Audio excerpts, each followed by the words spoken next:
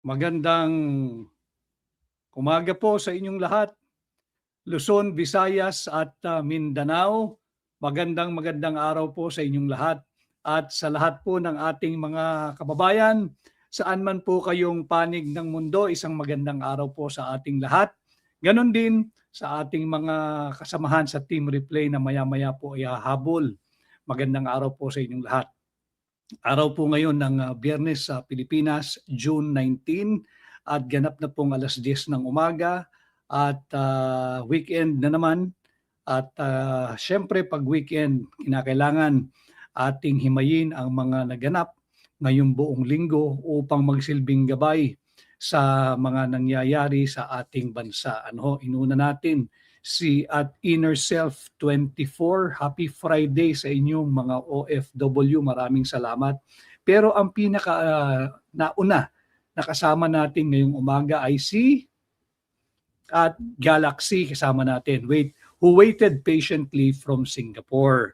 Marami pong salamat. Again, ang ating layunin ay maiangat ang antas ng pampublikong diskurso at ating pag-usapan ang mga mahalaga at mainit na usaping panlipunan upang sa ganon ay makatulong tayo ang ating pahina kahit paano sa pagbubuo ng inyong opinyon, kuro-kuro, inyong prinsipyo sa mga mahalagang usaping panlipunan na dapat lahat tayo ay kasali.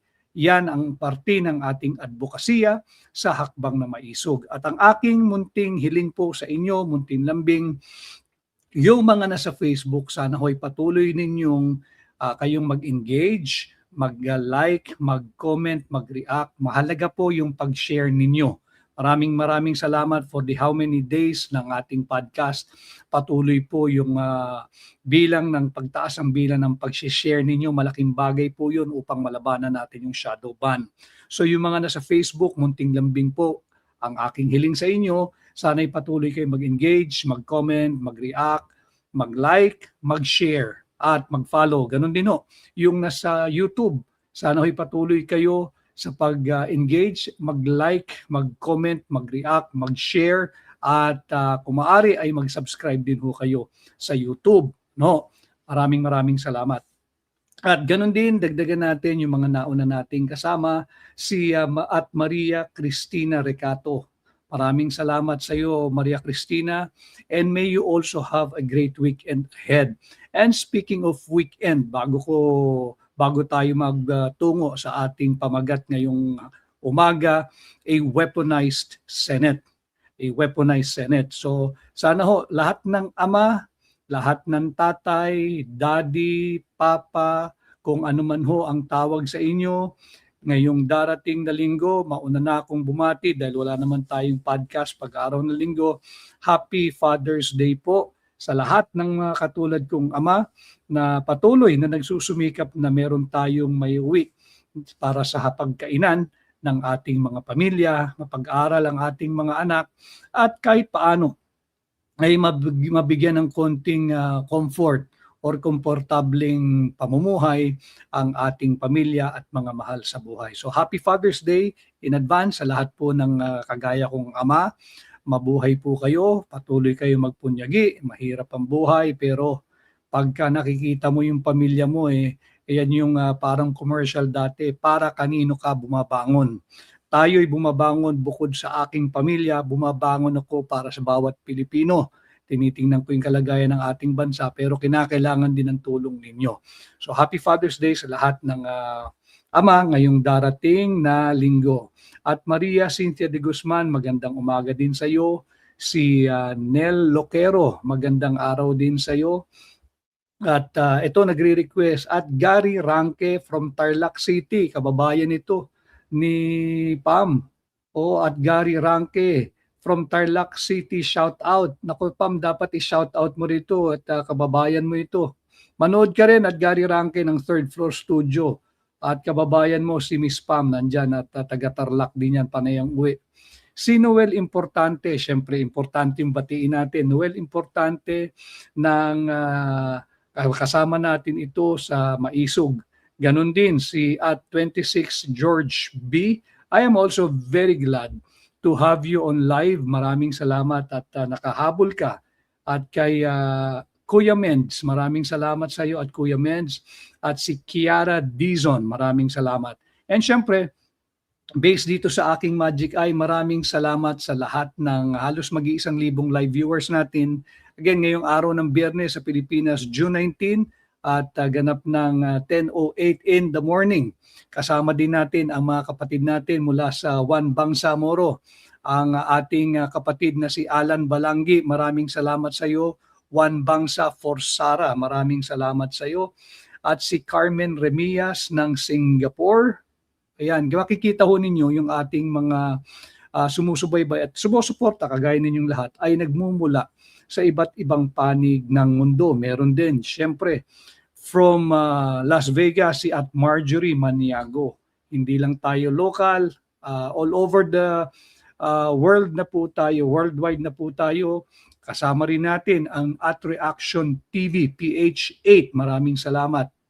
Si PH Update, mabuhay ka pala, PH Update. Maganda yung mga nagiging topic din ni PH Update. Si Tenaj Edilo Gorson, maraming salamat. Ito, mula sa San Francisco, si Min Mojica Villena. Min Mojica Villena, maraming salamat sa iyo. At kasama rin natin ang Third Floor Studio. Suportahan ninyo yung Third Floor Studio, si Pam, si Marlon, si Ibi. At maganda rin at malalalim yung kanilang mga tinatalakay sa kanilang podcast. Ano? At si at Dangoy from Hong Kong, maraming salamat. Ito, kaibigan natin ito. Mula sa Saitama, Japan, nagpunta na po tayo dyan. Kasama natin si VP Inday Sara at napakainit ang kanilang ginawang pagtanggap sa atin. At syempre, mas mainit ang pagtanggap sa atin palagi dito ang from Davao City, si at Francis Gulani. Maraming salamat. So ang ating pong pamagat ngayong araw ng Biyernes, bago matapos ang linggo, mabaon ninyo over the weekend at Father's Day nga ho sa linggo, sana ay pag-usapan natin sa ating mga pamilya, kaibigan, kapitbahay, kamag-anak, mahal sa buhay, itong mga may init na kaganapan sa Pilipinas. Ang ating pamagat, a weaponized Senate. A weaponized Senate, yan po yung nagiging impresyon or perception ng maraming Pilipino sa kagaganap na pagpalit ng liderato. If you're going to take an episode, yung ating podcast episode before today, doon malinaw doon ang ating sinabi. Hanggat walang 13, yung dating nag-aangkin sila yung mayorya, matatawag natin silang mga senators fake win. At malinaw din ang sinabi ko, walang problema.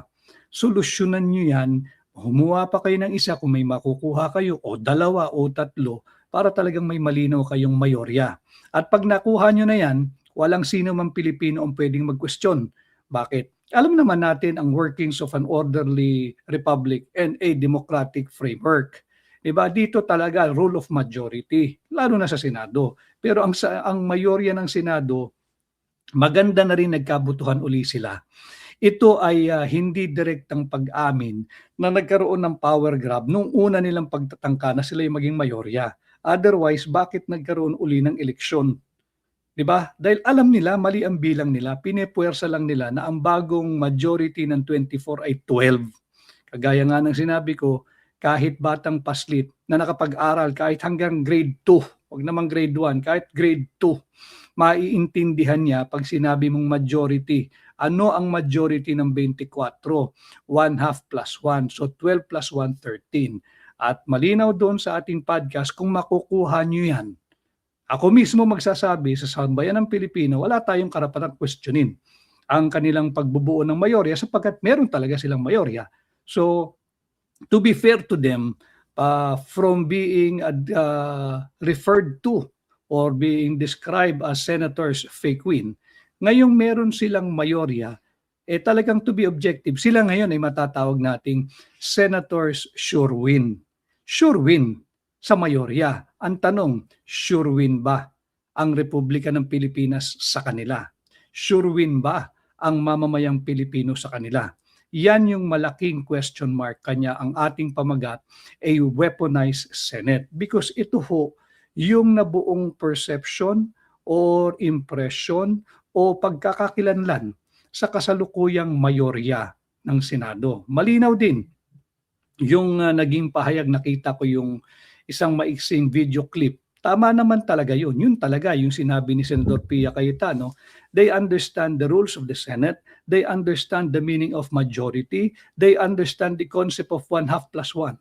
Nung nakakuha ng mayorya, yung totoong mayorya, hindi yung pinipwersang mayorya, may 13 sila, sila na ang mayorya ng Senado. De palitan nyo na lahat ng mga chairman ng different committees diyan sa Senado. Ang tanong, will the change of leadership from Senator Alan Peter Cayetano, former Senate President, to transition into the Senate presidency of Sherwin Gatchalian, will it do good to the Filipino people? Will it do good to the country?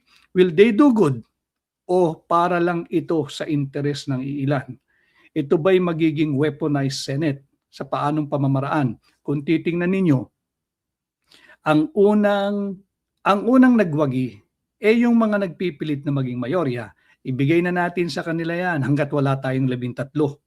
Hanggat wala tayong 13, yung ayaw sa kasalukuyang mayorya ng Senado dahil nga ang perception at impression, weaponized Senate, compromise Senate, rubber stamp ng Malacanang, hanggat wala tayong 13, wala tayong magagawa. Kanya sino ang unang nagtagumpay dito? Hindi si Senator Sherwin Gatchalian, hindi. Actor lang ito. Tagaganap lang ito kung ano man ang inatas na tungkulin sa kanya. The biggest beneficiary, the biggest winner. I think we're back. Ayan, all good na raw tayo. Maraming salamat. So, ang biggest winner, going back, yung pagpalit ng liderato ng Senado, ang biggest winner ho dyan ay ang kasalukuyang administrasyon ni Bongbong Marcos Jr., ang Malacanang. Sapagkat nakita natin, ano ang unang-unang nangyari nung nagkaroon ng pagpalit ng liderato sa Senado? Napigil, nahinto. At I think ito'y maibabaon na sa limot yung inaantabayanan ng lahat na pagbabalik o resumption at muling pagpapatuloy ng pagdinig diyan sa flood control corruption issue ng Blue Ribbon hearing. Blue Ribbon Committee chaired then by Senator Pia Cayetano at yung subcommittee chairman na pinamumunuan ni Senador Rodante Dante Marcoleta. Yan ang unang casualty.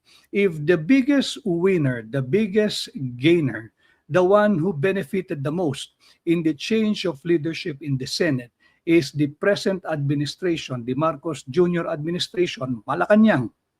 Ang biggest loser po dyan ay ang katotohanan. Ang biggest loser dyan ay yung ating advokasiyang humihingi ng transparency and accountability. Ang biggest loser po dyan, kayo, mga kababayan ko, kapwa ko Pilipino, nasa Pilipinas man, mga overseas Filipino workers or Filipino migrants man, kung saan man po tayong panig ng mundo, the biggest loser ay tayong mga Pilipino, lalo na yung mga taxpayers. Again, a brief refresher, tayo'y lahat ay taxpayer.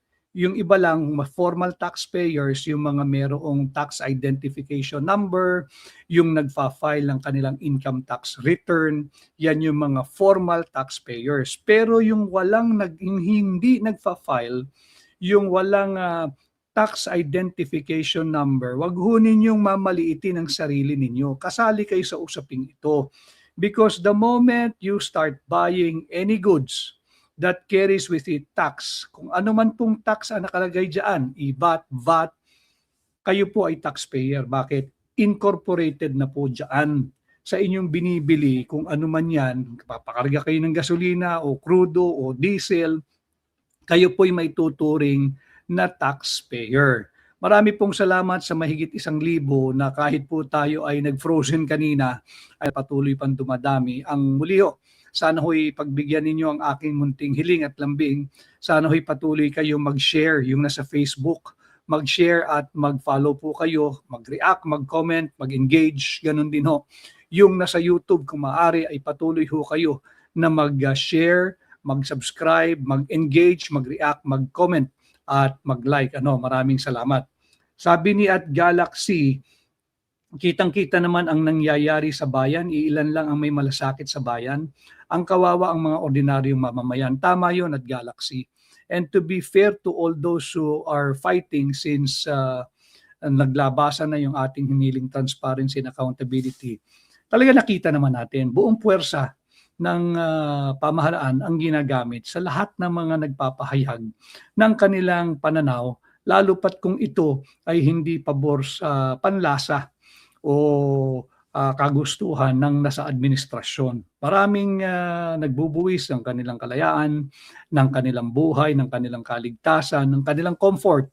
Pero hindi ho natin kasi pwedeng isuko at basta na lang ihandog sa mga ayaw ng umalis sa kapangyarihan at ibigay yung kanilang luho at kapritsyo. Hindi natin dapat isuko. Imagine ninyo, tag-ulan na naman ngayon. At pasukan na ng mga nasa public schools. In a few weeks, magsisimula na rin yung nasa private schools. Imagine ninyo, pag nag-ulan na naman na nag-ulan, babahain na naman tayo. Same problem that we have encountered in the many years. Not just during the present Marcos Jr. administration, but made worse by the corruption, yung talagang napakalaki, mind-boggling amount ng kurakot at korupsyon na talamak, laganap, harapan na nagaganap sa ilalim ng kasalukuyang Marcos Jr. administration. Babahain na naman tayo.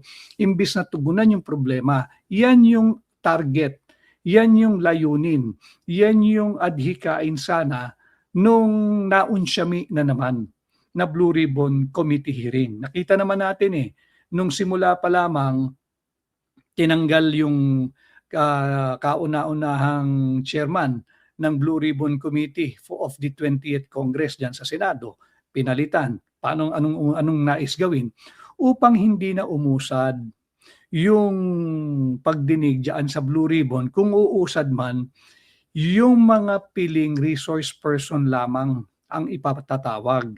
Yung mga piling personalidad lamang ang ididiin. Yung mga piling personalidad lamang ang makakasuhan at kakasuhan at ikukulong. Dahil nga ang pinipilit na kaso, syempre yung plunder. Yung hindi man mapatunayan yan, yung malversation, pero yung malversation, pagka malaking amount, ganun din naman yan, non-bailable. But for theatrics, for optics, maganda kasi na si senador ganito o si congressman ganito o si engineer ganito ay kinasuhan ng pamahalaan ng plunder. It gives away the impression na seryoso sa paglaban sa korupsyon. Alam naman natin, nabiso natin pare-pareho na hindi seryoso sapagkat ang daming iniiwasan. Magsosona na naman ngayon. Luto na sa aking pantaha ang magiging messaging ng darating na SONA na mula doon sa mahiya naman kayo na dapat ay mahiya naman tayo. Dapat yun ang pahayag nun So mula noong huling SONA at ngayong paparating na SONA, may sasabihin nila meron ng mga big fish, yung mga dabyena, yung mga dabyana, yung mga balyena, yung mga dambuhala, yung mga pating na nakulong. At yan naman ang sinasabi nila noon Pero alam naman natin, hindi katanggap-tanggap sa mamamayang Pilipino yan. Dahil yung mga taong dapat managot at makulong, nandyan nakalaya pa rin. So ang impression na nabubuo ngayon, meron na ba tayong weaponized Senate? Dahil ang kasunod nito, kung matatandaan ninyo, yung lagi kong sinasabi sa inyo, yung nagaganap ngayon na impeachment trial proceedings laban kay Vice President Inday Sara Duterte. Marami ang nagtatanong, ano raw yung naganap sa pre-trial? Katulad po ninyo, meron lamang tayong mga surmises o assumption na hindi pa naman natin pwedeng sabihin yun na ang naganap ng pre-trial. Both sides, yung prosecution side at saka yung defense lawyers ay ayaw, tikom ang bibig. Ayaw nilang magbigay ng pahayag kung ano yung naganap, ano ba yung nangyari during the pre-trial na naganap sa Senado. General lang po ito. Yung pre-trial po, ibahagi po ito sa Rules of Procedure on Impeachment Trials. Hinango po ito sa Rules of Procedure ng criminal at civil prosecution at litigation. So yan po yung naganap sa Senado. Ano ba ang nagaganap pagka mayroong pre-trial? Para lang po sa kaalaman ng lahat. Si Benito Jr. Manzon, marami ring salamat sa iyo. Ano ba ang nagaganap pag may pre-trial? Yung pre-trial po, meron tayong unang tinatawag dyan, yung stipulation of facts, yung pagkakasundo ng prosecution at ng depensa na, pagkasunduan na natin ito, hindi na ito kinakailangang patunayan pa o i-take up pa during the impeachment trial. Dahil yan, alam naman na ng lahat yan, alam naman natin na establish yan, and so on and so forth. Yun po yung una, yung stipulation of facts. Kung magkakasundo, para hindi na ang purpose po ng pre-trial ay makatipid sa oras at panahon na gugugulin yung impeachment court sa pagdinig nitong lagi kong sinasabing huwad na impeachment case laban kay Vice President Inday Sara Duterte. Bakit kinakailangan, bakit layunin ng impeachment court na makatipid ng oras at panahon? Kasi nga nasa balikat ng mga taxpayers yan nasa atin po yan Tayo ang nagme-maintain ng impeachment court. Para lang po alam niyo, kaya dapat kayo lahat kasali rito. Whether you are for or against it, well, let's agree to disagree. Feel free to enter my page and there's pwede ipopost pa natin kung meron pong sense yung inyong sinasabi dito hindi pwedeng wala kang stand. Bakit? Taxpayers money po ito Kada bukas ng impeachment court proceedings, kada bukas ng impeachment trial, gagamit ng kuryente yan, naka-aircon yan, may ilaw yan, may mga empleyado at kawani ng Senado yan. Ang dami niya, may pakain dyan. Saan galing yun? Hindi naman sa bulsa ng prosecution personal Hindi naman galing yan sa bulsa, personal fund or money ng prosecution, whether it be coming from the House panel or yung private prosecutors, lalo na yung private prosecutors. Ba't naman sila magbabayad? Sila pa nga ang babayaran. So ito'y tax burden po ito sa taxpayers. Pagkatapos po niyan, merong sinasabing simplification of issues. So yung pre-trial may stipulation of facts. Pangalawa po diyan, yung simplification of issues. Ang simplification of issues, they just define the exact actionable questions. Yung mga pwedeng aksyonan ng Senado, pagkakasunduan na nila para desisyonan na ng mga senator judges. Remember, hindi po ito mambabatas Yung impeachment court, hindi nila trabaho ang magsagawa ng batas. Sila ay mga hukom diyan sa impeachment court. And of course, alam ito ng mga abogado, pati ng mga law students, marami rin naman tayo na nakasubaybay na mga law students dito, andyan din yung marking of evidence, yung pagmamarka ng mga ebidensyang ipapakita ng magkabilang panig. Ng prosecution, syempre merong depensa rin ipapakita upang labanan yung weight of evidence or sufficiency of evidence na ipapakita naman ng prosecution. Si Tess Caballero, maraming salamat sa iyo. Tess Caballero, maraming salamat. At syempre, nandiyan yung witness identification. Yan ang maganda, yung witness identification. Base sa mga ilang naging pahayag at nailathala rin ito sa ilang social media pages, pati sa mga ibang podcast. Yung identification of witnesses, naglalabasan yung pangalan ni dating Executive Secretary Lucas Bersamin, pinatatawag na bilang testigo. Bilang testigo nino ng prosecution ba o ng defense? Either way, maganda yun. Kung sino man ang magpipresenta sa kanya, whether prosecution or defense, it's high time to present him. Ang tagal na sinasabi yan Ayaw humarap dahil nga raw nag-aantay ng proper forum. The impeachment trial is the best forum na maipatawag ang mga personalidad na ito. lumabas din yung pangalan ni Mina Pangandaman. Matagal nang hinahanap sa lahat ng Blue Ribbon ng mamamayang Pilipino. Hanggang ngayon, siya yung may pangangalaga ng budget o pera nating mga Pilipino. Bilang DBM Secretary, wala pa rin kaso ni hindi man iniimbestigahan. Maraming salamat sa ating mga kaibigan. Kay Hakbang ng Maisog, hindi mo pera yan, South Korea. Mabuhay kayo at maraming salamat sa palagi ang pagsubaybay yung ating Hakbang ng Maisog, South Korea. Ang si Troy Rodriguez, aking primo, ang ginina kita pag magkaapelido tayo. No, maraming salamat sa iyo, Troy Rodriguez. Si Yeyen Lee, good morning din sa iyo. At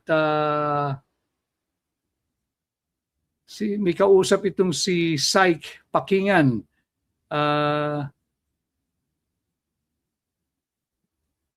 Ayan, ang sabi ni Syke Pakingan,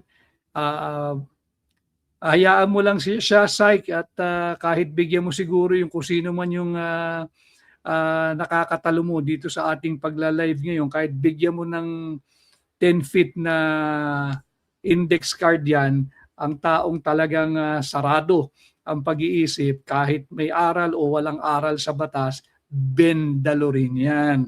Kamag-anak ni Bendalo yan. Ano, maraming salamat sa iyo, sa iyong pagsama, Syke Pakingan. Pag meron silang ginawa, kailangan nilang harapin. Si Susan Bualan, God bless you too, Susan Bualan. May tamang panahon. Alam ninyo, Susan at mga kababayan, yung pagkapanalo, alam ko naman na tayo ay nagtagumpay dahil sa tulong ninyo. Malinaw sa akin yan. Subalit, tama ka, kung ano ang ilalaan nung kinikilala kong dakilang may kapal, aking tinatanggap lagi yan. Sapagkat ganun ang buhay natin eh.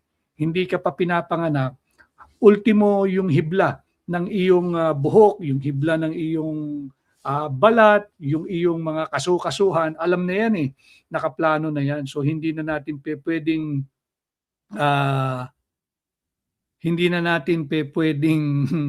nabasa ko yung hindi na natin pwedeng baguhin yan. Maraming salamat sa iyo, si Alma Yulo Mamosto, always present.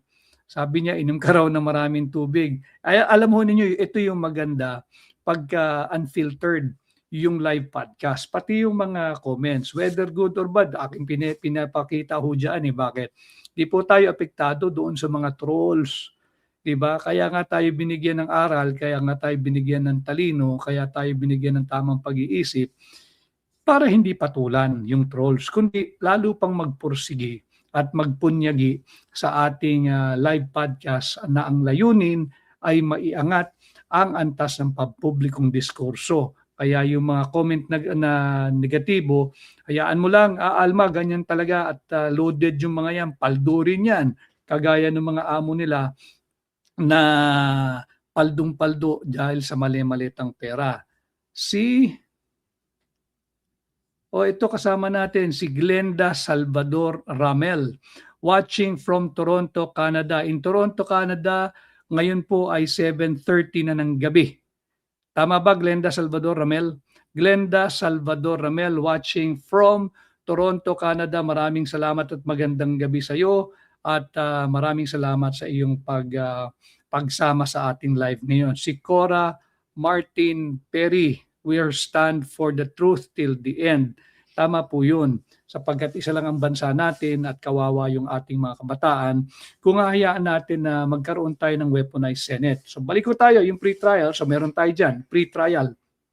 Bahagi ito ng nagaganap na impeachment trial proceedings sa huwad na impeachment case laban kay VP Inday Sara. Ano raw ba yung naganap? Hindi natin pare-pareho matiyak kung ano yung napag-usapan, ano yung naganap, sino-sino yung mga testigong ipatatawag o ipepresenta ng prosecution at ng depensa. Subalit ito po ay yung general overview kung ano yung nagaganap during the pre-trial.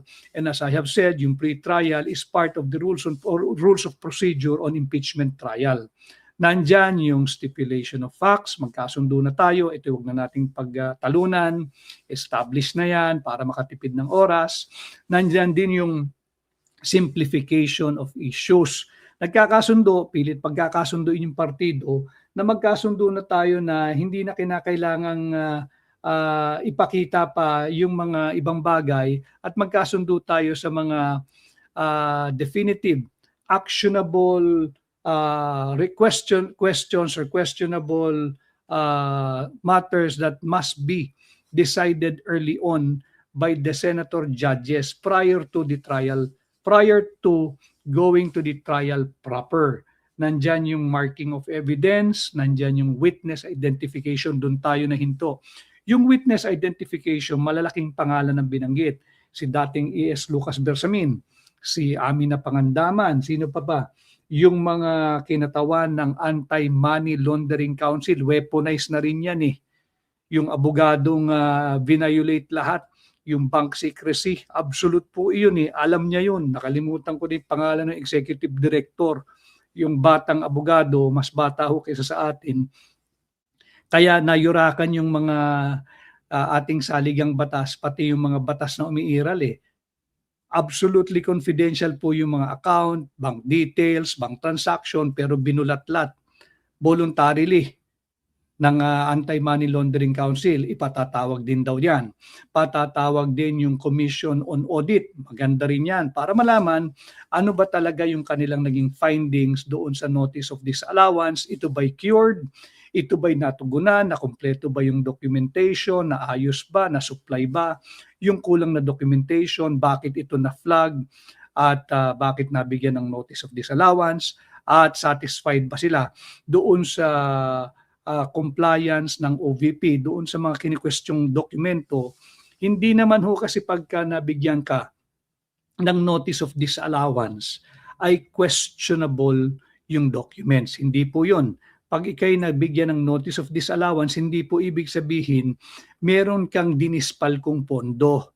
Titin ko ha, ang ibig sabihin lang yan, kulang ka sa documentation. May hinahanap lang silang documentation to justify yung paggamit ng pondo. Ngayon, kung yun ay natugunan na ibigay na ipresenta, tapos na po yung notice of disallowance, wala pong issue doon. And finally, yung BIR, yung NBI, ipatatawag din, pati yung ombudsman, si Boying Remulla, ay ipatatawag din.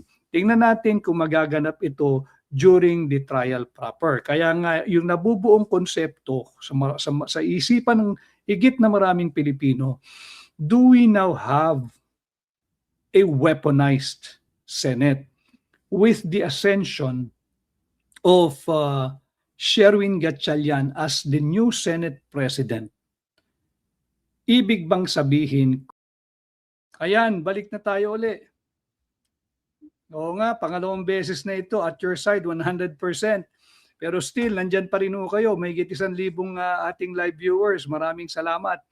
At your side, 100%. Thank you for being on my side, 100%.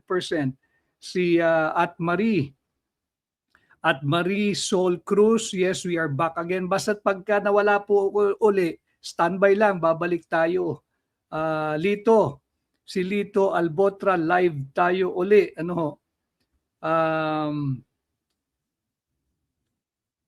Ito, ipakita natin ito.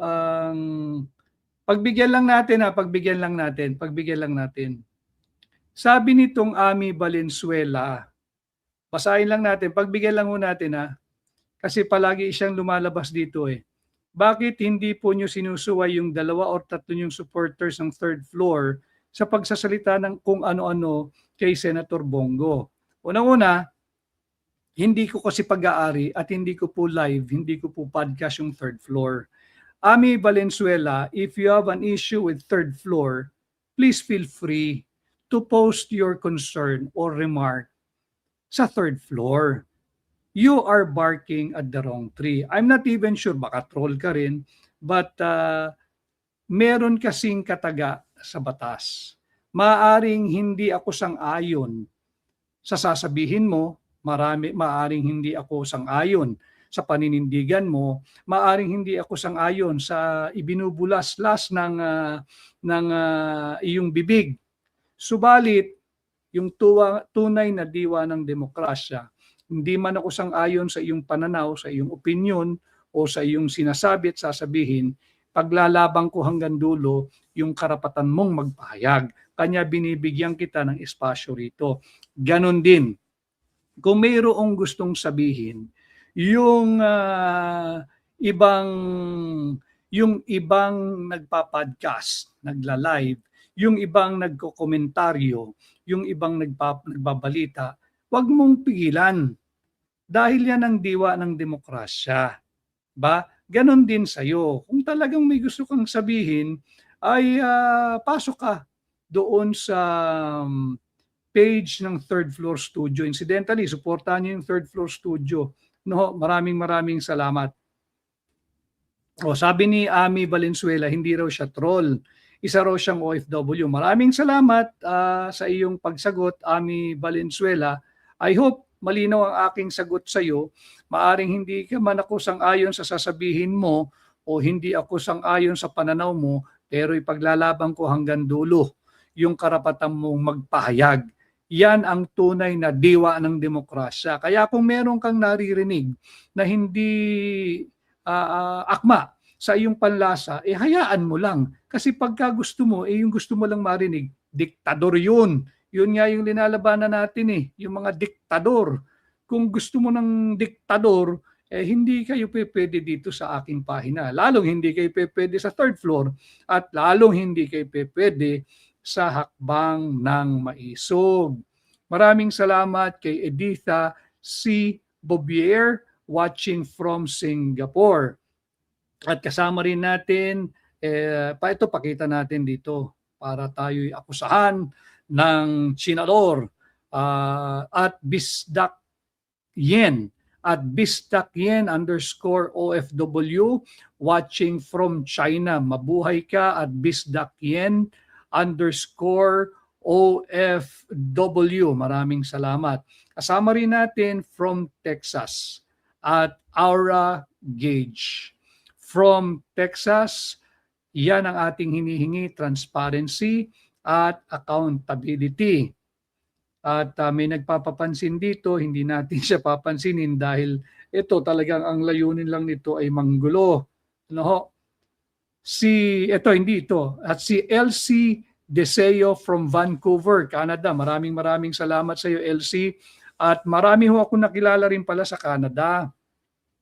Nais ko lang batiin ang yung aking nakilala. Siya yung chef ng Sheraton sa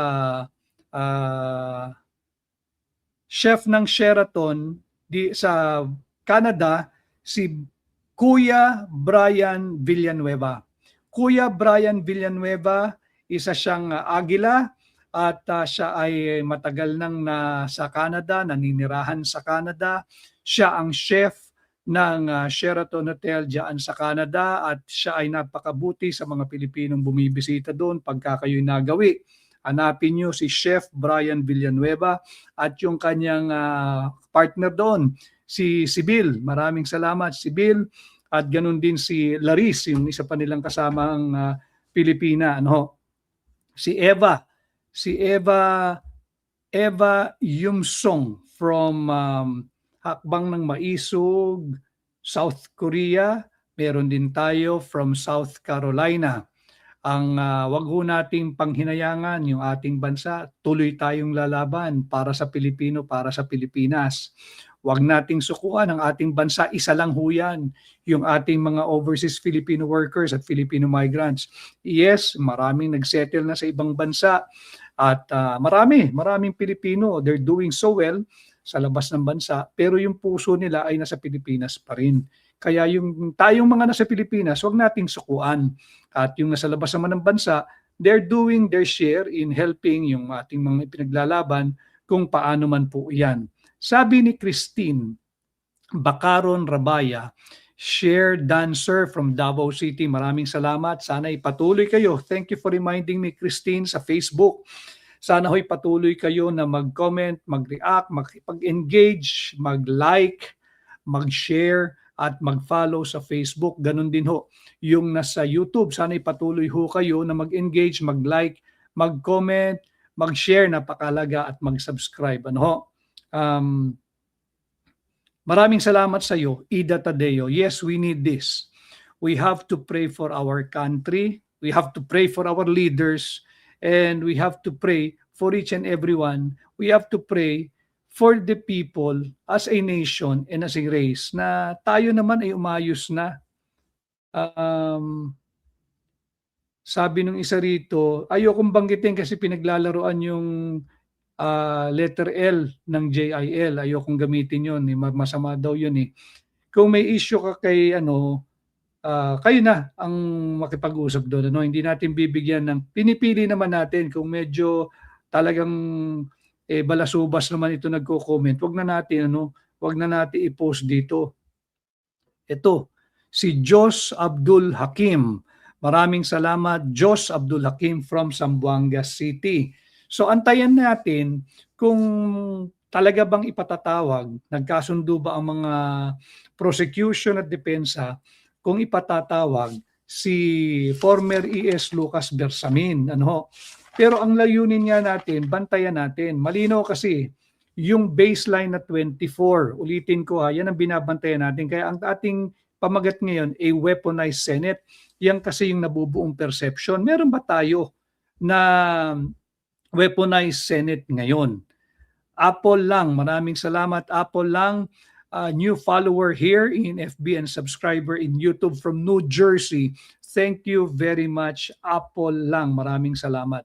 So ang inaantabayan na natin, sana mali yung nabubuong higit na maraming Pilipino na ang perception or ang kanilang impression or how they view the present Senate now as weaponized, compromised, rubber stamp ng Malacanang. Tingnan natin kung ano ang gagawin nilang treatment. Unang-una, sinunod naman nila yung threshold pagdating sa pagboboto o pagtatalaga ng bagong Senate President. Malinaw kasi yan sa ating saligang batas, di ba? All senators. Ibig sabihin, 24 ang bibilangin mo at ang kalahati niyan ay 12 para ka maging mayorya at maging Senate President, dapat may 13 ka. Malinaw sa atin, then and now and tomorrow and in the many years from today, ang majority ng 24, hindi 12. Hindi 12. Kaya nga sabi ko, to be objective, from being senators fake win yung naging pro tempore, fake win ng Senate Blue Ribbon Chairmanship. Now, meron silang 13, wala tayong magagawa. Sila ay naging sure win na, senators sure win na. Wala tayong magagawa, may mayorya sila. So sinunod nila yung tamang bilang pagdating sa pagboto at pagtatalaga ng bagong Senate President. Meron ngayong 2 pa. 3 kasi yan eh. Yung pagboboto yung pag-elect ng Senate President, yung magaganap na impeachment trial, yung botohan, whether to acquit or convict, yung impeachable officer, in our case now, si Vice President Inday Sara Duterte, at pagdating po sa usaping charter change or CONAS. Malinaw po iyan. Malinaw yan sa ating, tanggalin nyo na yung 1935 Meron kasi mga bendalo dyan, pinipilit na yung citation nila ay yung 1935 Constitution. Sus Mariosep, nakailang sali na po tayo ng saligang batas. Pinipilit pa rin pati ng ibang mga miyembro ng mababang kapulungan. Laging binabalikan yung misunderstood at misapplication of the Abilino-Cuenco Doctrine that was decided under 1935 Constitution. Ulitin natin yung First Philippine Republic, yung Malolos Constitution, yan yung unang-unang Constitution. Tapos napalitan yan, di ba, nung 1935 Constitution, nung Commonwealth, nung tayo'y kolonya pa ng Estados Unidos. At nagkaroon ng digmaang pandaigdig pangalawa, yung World War II, yung ikalawang pandaigdigan digmaan o World War II, nagkaroon tayo ng 1943 Constitution, yung Second Philippine Republic, sa ilalim ng bansang Hapon kasi nasakop nga tayo eh. Natalo sila ng World War II. Bumalik yung ating sistema under the operation of the 1935 Constitution. Pagkatapos niyan, pumasok na yung 1973 Constitution. Yun na po yung panlima. At pagkatapos niyan, yung 1986, nagkaroon ng revolusyon, Proclamation number 3, yung Freedom Constitution. Maiksi lang ang tinakbo nun, yung Freedom Constitution, bago isinilang itong 1987 Constitution. Kaya yung mga nagpipilit pa ng mga ganong citation, wag nyo nang gamitin yun. You have to move to the present. 1987 ang ginagamit natin. Ngayon, sinunod nila yung alituntunin at diwa na ipinapahayag ng 1987 Constitution. Maraming salamat. Dapat naman. Sinasabi ko naman kung tama yung gagawin ninyo at hindi labag sa Constitution, wala tayong pag-usapan. They got the majority of 24. Naging 13 na sila, so they got the Senate presidency. Wala tayong debate na ron. Dalawa pa yung dadaang napakalaking bagay. Itong nagaganap na impeachment trial o impeachment trial proceedings diyan sa Senado. Kailangan ang bilang diyan ay 2/3 of 24. Yan ay malinaw sa ating saligang batas. Dito natin susukatin kung weaponize nga ba ang Senate o perception lang at maling perception ng taong bayan. Pero para lang po sa inyong gabay sa inyong lahat, pag sinabi pong 2/3 vote ang kinakailangan to convict an impeachable officer na nandiyan ngayon sa Senado at sa gaganaping impeachment trial, yung 2/3 po niyan ay 2/3 of 24. 2/3 of 24. It cannot be lower than 24. 2/3 of 24 will always be 16. Kahit paikulong mo lahat ng gusto mong ikulong sa Senado. Pag nagbilang ka ng 24, 2/3 ng 24 ay 16. Kahit ikulong mo pa yung mga senador na nais mong ikulong. Tanong, pag ikay ba'y ikinulong dahil kinasuhan ka ng isang non-bailable offense, hindi ka na ba senador? Hindi, senador ka pa rin sapagkat meron kang presumption of innocence. Malinaw yan sa Article 3, Section 14 ng ating saligang batas. Malinaw yan, di ba? Meron kang presumption of innocence until proven otherwise. So, yung mga nakulong o makukulong, nauna na dyan, sinakripisyo, nung sabi nga sa inyo Patriot 13 ba talaga? Nagbaliktaran na yung dalawa, isinakripisyo yung tunay na nanindigan, si Senador Jinggoy Estrada. Pwede niyang pinili sana yung mas magaang na buhay, yung mas convenient sa kanya at kanyang pamilya at mga mahal sa buhay. Babaliktad ka lang naman, sasama ka doon sa mayorya, hindi ka na makakasuhan. Hindi ginawa ni Senador Jinggoy Estrada yan. Hindi dahil para kay Inday Sara Duterte, kung hindi para sa bansang Pilipinas at para sa Pilipino. Nakita niya na sinasalaula na at nasalaula na yung ating saligang batas. Wala nang rule of law. Kaya maraming salamat pero nandyan pa rin kayo. Si Naling Lausib, in spite and despite of tatlong interruption na nandyan pa rin kayo. Maraming salamat. So ulitin ko they have to abide by what the Constitution provides when it comes to counting properly. Pagdating sa pagtatalaga ng bagong Senate President, majority of 24. Majority of 24 is 12 plus 1, 13. Nakuha nila, wala tayong pagtatalunan dyan. Di sila ang mayorya. Meron pang dalawang susukatin. Yung pagbibilang ng tama, yung pagdating sa impeachment, 2/3 yan, yung impeachment ni VP. 2/3 of 24. 2/3 of 24. Immutable yung 24 pagdating sa pagbibilang sa impeachment. For them to get a conviction, kinakailangan 2/3 of 24. It cannot be 2/3 of 23, 2/3 of 22, 2/3 of 21, or 2/3 of 20. No. It is moving the goalposts. Bawal yan. 2/3 of 24, 16 ang kinakailangan. At dito sa mukhang luto na ang SONA at baka dyan ipahayag na magkakaroon ng charter change gamit ang CONAS, yung Constituent Assembly. Pag tayo ay mauuwi sa CONAS, gabay ko lamang sa inyo para hindi kayo mabudol, hindi kayo mag-gaslight. Kinakailangan dyan 3/4 na boto ng Senado. Pag sinabi mong 3/4 ng ano, 24 pa rin. Hindi mo pwedeng ibaba pagbibilang ng 3/4 ng 24. Hindi pwedeng 3/4 ng 22, 3/4 ng 20. Dapat yan ay 3/4 ng 24 o 18. Kinakailangan ang pagsang-ayon ng 18 senador para magkaroon ng CONAS. Pagka hindi nakuha yung 18 senador na pabor dyan sa CONAS na mainit na pinag-uusapan, hindi maaring matuloy yan. Tanong, paano ba ang botohan? Voting jointly ang mababang kapulungan at ang Senado o voting separately?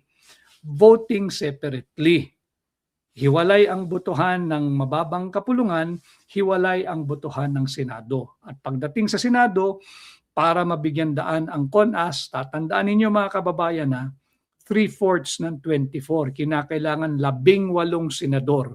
Kahit may makulong pa, hindi nangangahulugan na hindi nakasali yung nakulong o makukulong pang mga senador. Bakit? Sapagkat 3 bagay lang ang kinikilala para magkaroon ng pagkakaroon ng vacancy or bakante sa Senado. Yan ay pagka mayroong namatay, wala namang namamatay. Pag mayroong nag-resign, wala namang magre-resign. At kapag mayroong na-expel. Ngayon, baka tatrabahuhin nilang magkaroon ng expulsion. Mahaba pa rin yun. 3/4 pa rin, I think, ang botong kinakailangan doon, 18. Hanggat walang namamatay sa mga kasalukuyang senador, hanggat walang nagre-resign, hanggat walang na-expel. Senado ito hindi mababang kapulungan. Ang bilang sa impeachment, tatandaan ninyo 2/3 of 24, kinakailangan 16 votes to convict Vice President Inday Sara Duterte. Pag walang 16, acquitted siya.